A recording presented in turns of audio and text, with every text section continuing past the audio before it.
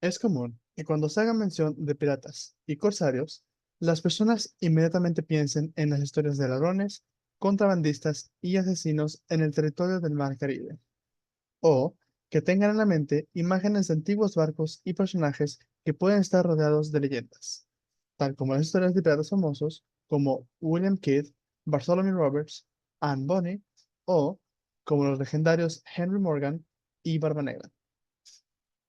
Sin embargo, mientras que las historias de piratas en las costas del Caribe y aquellos que patrullaban las rutas comerciales entre Europa y las Indias Occidentales pueden llegar a ser más conocidos para la mayoría del mundo, muy pocas veces llegamos a pensar en la existencia de piratas en otras partes del mundo, así como el tipo de delincuentes que frecuentaban mares y océanos. Desde corsarios atacando navíos españoles en las proximidades de la Nueva España, contrabandistas a lo largo de rutas cercanas a África y Asia, hasta los piratas provenientes de Somalia, que efectúan esos actos ilegales hoy en día, hay una gran cantidad de ejemplos de piratería en la historia de nuestra especie. Pero dejemos esto de lado.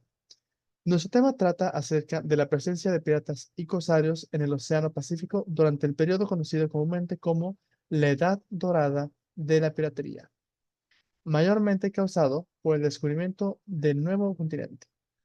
Las nuevas rutas comerciales y conflictos entre las potencias europeas ayudaron disminuyendo el control de las naciones en los océanos. También analizaremos los diferentes tipos de barcos y navíos utilizados por piratas y corsarios para saquear las rutas comerciales y costas españolas en América.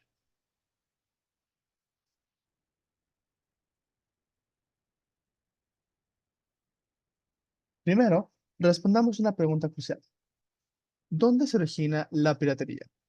Los primeros piratas de los que se tiene registro se encuentran en el antiguo Egipto, relacionados con los pueblos del mar, que atacaban las costas de Egipto, Siria, Chipre y Anatolia durante la era del Bronce.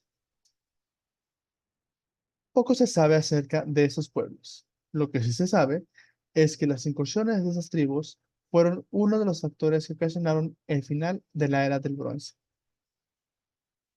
Por otro lado, estos pueblos no fueron los únicos en tener la definición de piratas que conocemos hoy en día.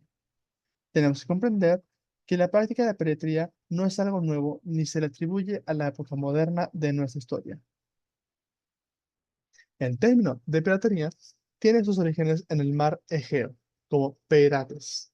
Reportes de piratas ocurren en la Grecia antigua y el Golfo Pérsico, alrededor del siglo V a.C., con la creación de la Liga de Delos, y más adelante tenemos registros de piratas durante la Edad Media. La mayoría de estos tenían orígenes durante las guerras por el control marítimo entre bizantinos, cristianos y musulmanes. Dicho esto, los piratas musulmanes fueron una de las mayores amenazas marítimas durante este periodo, ya que efectuaban ataques a lo largo del Mediterráneo, atacando las costas de Italia, Constantinopla, el sur de Francia y las islas de Sardinia, Creta y Sicilia. El Golfo Pérsico, el Mar Índico y las costas orientales del continente africano también se vieron afectadas por la constante presencia pirata. Además de esto, también tenemos los saqueos de vikingos en las costas de Inglaterra, el norte de Francia, Iberia y el actual territorio de Rusia.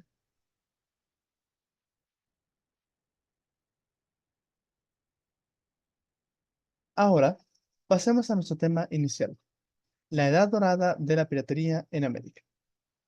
Para empezar, ¿cuándo comenzó la piratería en América? Claro, siempre escuchamos las historias de los piratas que navegaban en el Caribe y sus alrededores. Pero, ¿alguna vez nos hemos preguntado dónde inició todo esto?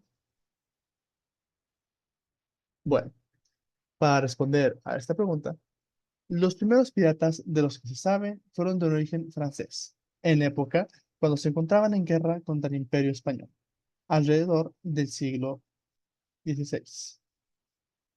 Uno de los piratas más famosos de esos tiempos fue un pirata francés conocido como François Leclerc, quien saqueó las islas de Puerto Rico y Santo Domingo. Asimismo, Existieron corsarios franceses que atacaban los puertos de Nueva Cádiz y otros asentamientos poco defendidos, como por ejemplo Jacques de Sorel, quien patrullaba las aguas de La Habana.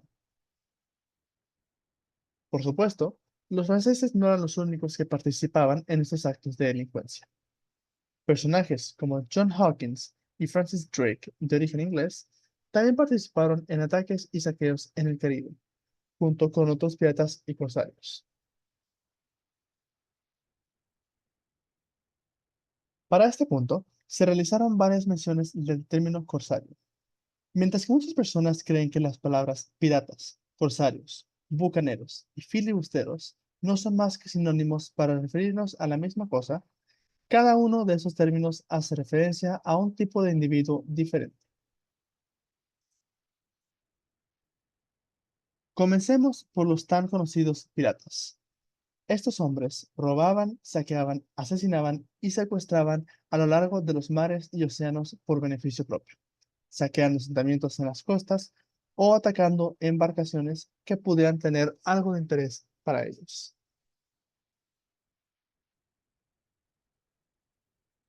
Los corsarios, por otro lado, mientras que también cometían actos de piratería, se consideraban a sí mismos con más honor que los piratas. ¿Por qué?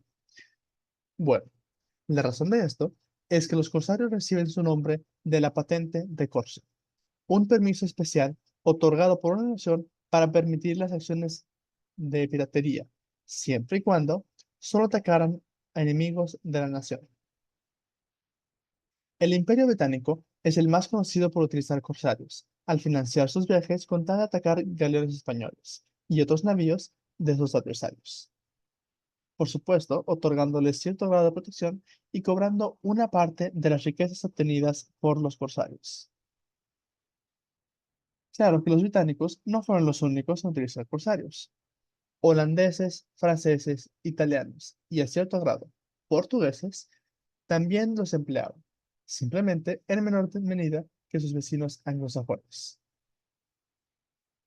Ahora, los bucaneros aparecieron en América en 1623, en las partes deshabitadas de la Española, debido a la gran presencia de ganado cimarrón, el cual robaban y cazaban para después asarlo y ahumarlo en un proceso conocido como bucano. De ahí que reciben el nombre de bucaneros. Tras esto, muchos se convirtieron en piratas, pero a veces se seguían refiriendo a sí mismos con el término bucanero. Los filibusteros, por otra parte, es el término oficial que se les dio a los bucaneros que se convertían en piratas.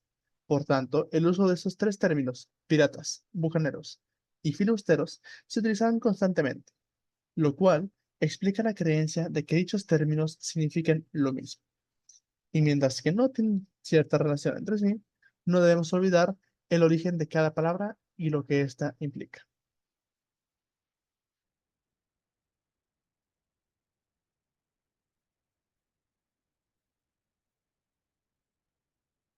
Ahora que ya conocemos la diferencia de terminología, sigue con contestar la siguiente pregunta. ¿Por qué era el Caribe tan atractivo para estos marineros? Bien, la respuesta a esto es relativamente simple. El descubrimiento del nuevo continente inmediatamente llamó la atención de los grandes imperios europeos, quienes se apresuraron a establecer un gran número de colonias y asentamientos con el fin de explotar tierras fértiles y apoderarse de cualquier recurso que les fuera de utilidad. También crearon numerosos fuertes y fortificaciones para mantener a raya a sus contrincantes, así como las tribus nativas del continente. Los españoles fueron el primer imperio que llegó a las costas de América, desde Europa, y por lo tanto, los primeros en expandir su influencia y territorio, encontrando una gran cantidad de oro, plata, piedras preciosas y diversos objetos y plantas exóticas con las cuales comerciar con otras naciones europeas, tal como el cacao, tabaco, maíz, tomate, la vainilla, el índigo y demás recursos. Los demás imperios llegaron después y también comenzaron a saquear las tierras y enviar las riquezas de vuelta a las colonias europeas. Sin embargo, Debido a que este territorio era nuevo para los europeos y la gran distancia que existe dentro de ambos continentes, las rutas comerciales y los asentamientos no contaban con una gran cantidad de protección. Estas son las razones principales por las cuales el Nuevo Mundo era el sueño de todo pirata. Aguas desprotegidas, abundantes tesoros y barcos cargados de oro con poca protección, listos para ser abordados y saqueados. Los piratas se centraban en diferentes tipos de actividades en el Caribe. Una de las principales fue el saqueo de asentamientos desprotegidos. Asentamientos en la costa con pocos recursos que robar no eran tan activos para piratas como los tipos de centros establecidos como por las naciones. Estas eran las plantaciones de tabaco, azúcar y café, especialmente aquellas plantaciones establecidas por españoles e ingleses eran las más atractivas para piratas, con almacenes llenos de productos procesados, listos para ser vendidos en Europa u otras partes del mundo a un gran precio. Por supuesto, no podemos olvidarnos de los ataques a otros barcos. ¿Quién no ha escuchado los relatos de piratas abordando barcos y adentrándose en épicas batallas para conseguir el botín? Claro que, en la vida real, esto no fue tan glamuroso como películas, series o libros. Existía una variedad de barcos que atraían a los piratas y corsarios. Los primeros eran los barcos de esclavos, provenientes de las costas de África, que transportaban esclavos para trabajar en asentamientos o en las plantaciones. La razón por la cual los piratas atacaban estos barcos era para vender a los esclavos por su cuenta en el mercado negro, o, alternativamente, y en raras ocasiones, para reclutar personas a su causa. No es ningún misterio, pero sí es una sorpresa para muchas personas que los piratas y sus tripulaciones estaban compuestas de una gran variedad de personas. Esas personas no siempre se encontraban dentro del mismo ámbito común. Los piratas no solían discriminar entre raza, religión o inclusive entre preferencias sexuales.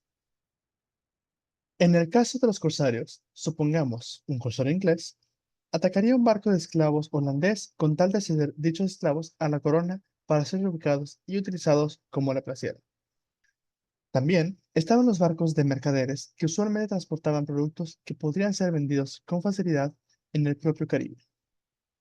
Pero por supuesto, el objetivo más beneficioso para cualquier marinero en busca de riquezas eran, por supuesto, los galeones españoles.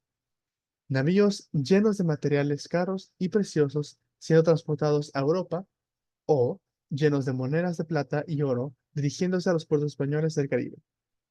Claro que, al ser los más beneficiosos, los galeones no eran objetivos sencillos, puesto que contaban con defensas y en algunas ocasiones con barcos de escolta. Mientras que nos gustaría imaginar que un pirata cargaría contra sus barcos, disparando cañones y trabucos, para después abordar el barco y tener un gran duelo de espadas, la realidad es que no ocurriría de esta manera. Si un galeón contaba con una escolta, lo más probable es que los piratas no tomaran el riesgo. Por otro lado, si el barco se encontraba por su cuenta, los piratas lo seguían por horas o incluso días hasta encontrar el momento perfecto para atacar. Hablando de atacar, mientras que algunas veces los galeones se defendían, en muchas ocasiones simplemente se rendían. Esto por el temor a perder las vidas de los marineros. Del mismo modo que algunos piratas huían al recibir un enfrentamiento directo con un galeón. Ahora, ¿cómo sabían los piratas qué embarcaciones atacar y cuáles representaban un peligro? La respuesta más rápida depende de la calidad del barco pirata o corsario, lo cual nos lleva a la siguiente pregunta. ¿Qué tipos de barcos utilizaban los piratas y corsarios?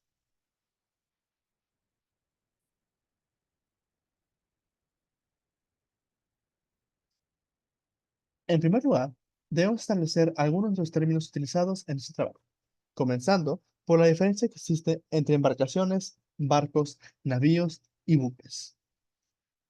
Comenzando por las embarcaciones, se definen simplemente por ser un objeto flotante utilizado para desplazarse.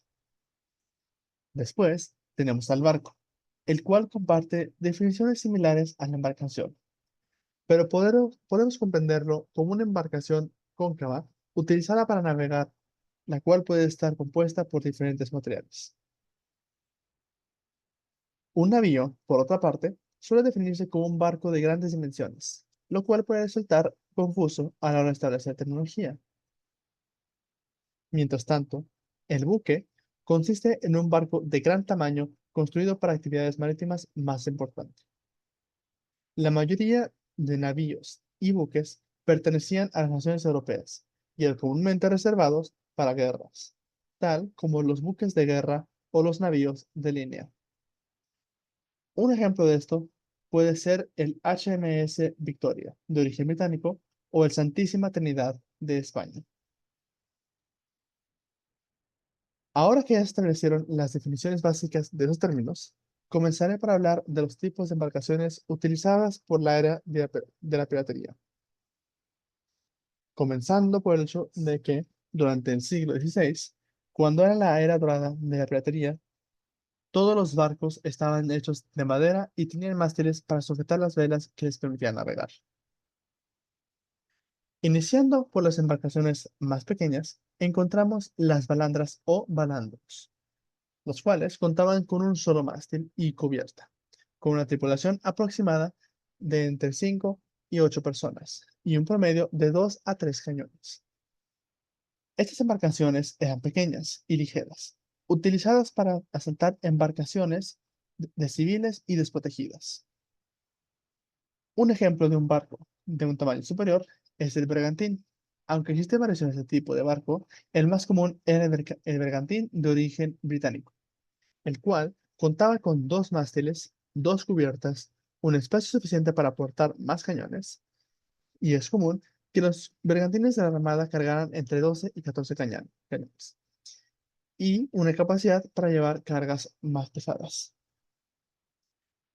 Mientras que no eran tan comunes como las embarcaciones pequeñas, el bergantín ofrecía a los navegantes una velocidad decente en comparación con otros barcos.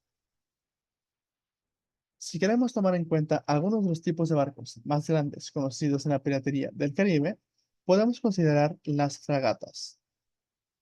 Estos navíos poseían un tamaño superior a muchos barcos, con una composición robusta y una mayor potencia de fuego, puesto que este tipo de barcos eran utilizados por la marina.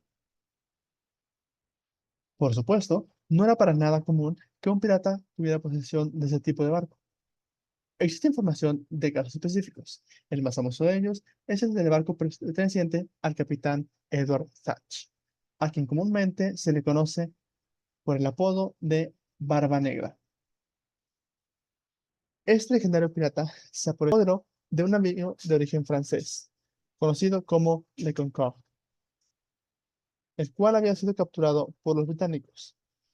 Una vez lo tomó y se apropió del navío, lo bautizó como Queen Anne's Revenge.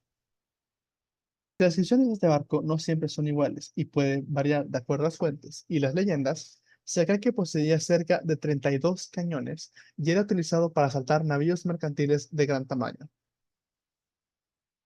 Por supuesto, no sería justo no hacer mención del tan famoso galeón. Estos navíos de origen español contaban con numerosas cubiertas, las superiores dedicadas a cuestiones de utilidad y el posicionamiento de cañones, para defender la embarcación, consistiendo esto de la cubierta superior y la primera banda, mientras que las cubiertas inferiores están dedicadas al resguardo de objetos más valiosos, desde minerales como oro, plata, objetos como tabaco, caña, azúcar, hasta incluso el transporte de esclavos de vuelta a Europa.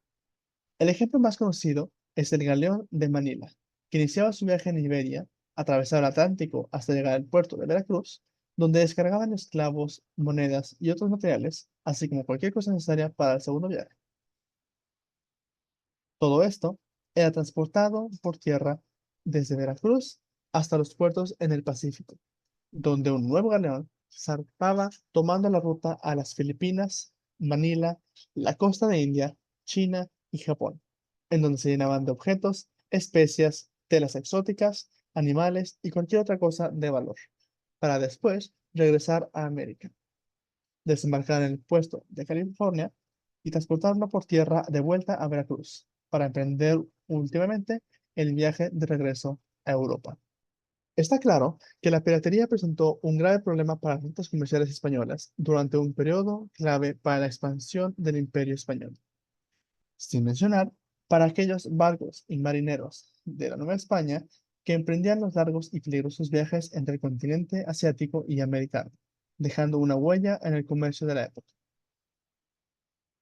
En cuanto al resto de los piratas, es importante mencionar que, a pesar de los constantes esfuerzos por la corona y la marina española, los piratas continuaron siendo un problema para la seguridad marítima y no dejaron de presentar una amenaza contra los comerciantes, ocasionando a su vez problemas para el comercio con Nueva España, ya fuera por el ataque y saqueo de las mercancías transportadas o por la simple amenaza constante de la propia piratería, ocasionando retrasos en la partida de navíos y por lo tanto del traslado de mercancías. Pero claro, la edad dorada de la piratería no podía durar para siempre. Esta llegó a su fin cuando las potencias europeas decidieron poner fin a estos actos de piratería. El mayor ejemplo es el de la Real Armada Británica, que dedicó una gran cantidad de barcos de guerra y tropas a la cacería de piratas, atacando barcos, centros de reunión para marineros y ofreciéndoles patentes de corso, un perdón a cambio de la renuncia de bienes o a ser aprisionados y ejecutados.